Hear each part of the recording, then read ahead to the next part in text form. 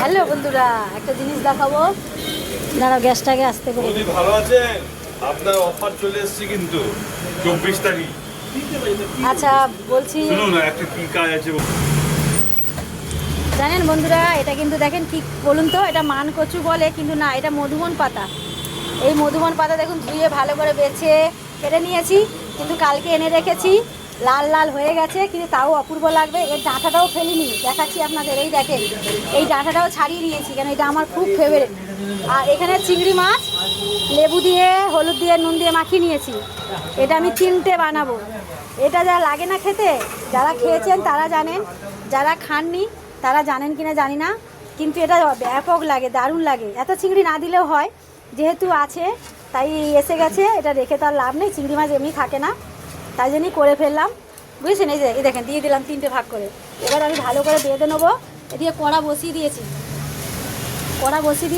দেখুন আমি কি করছি জানেন বন্ধুরা। এই দেখেন মুড়িয়ে নিয়েছি, দেখেছেন, হাতে এক হাতে ধরে রেখেছি। কড়াই তেল, 1 ফোঁটা তেল দিয়েছি, দেখেন এবার দিচ্ছি। এটা কিন্তু একদম 1 ফোঁটা হয়ে যাবে, জানেন তো, দেখাই যাবে না। এটা এমনই জিনিস এটা 1 ফোঁটা হয়ে যাবে। এটা আপনারা খেতেও পারেন, এটা আপনারা নাও খেতে পারেন। এটা আর এটা চুলকোবে না। এটা কিন্তু এরকম করলাম তো, এবার আস্তে আস্তে এটা হবে। এগুলো আমি ফেললাম না, এগুলো মাখাবো, জল আছে। এগুলো আমি আস্তে করে সাইডে দিয়ে দেবো, দিয়ে তো চাপা দেবো, এগুলো ভাপাবো। এবার আস্তে করে দিলাম, এই চুলকোবে না, কিছু হবে না। এটা মাছের ঝোলে, এই পাতাটার মাছের ঝোলও খাওয়া যায়, জানেন, এত সুন্দর লাগে। দেখাচ্ছি, দেখতে থাকুন, হয়ে যাক, দেখাচ্ছি। এটা কিছুক্ষণ পরে আবার উল্টে দেবো। এরকম আস্তে করে উল্টে দিলে খুলবেও না, চিংড়ি মাছ বেরোবেও না।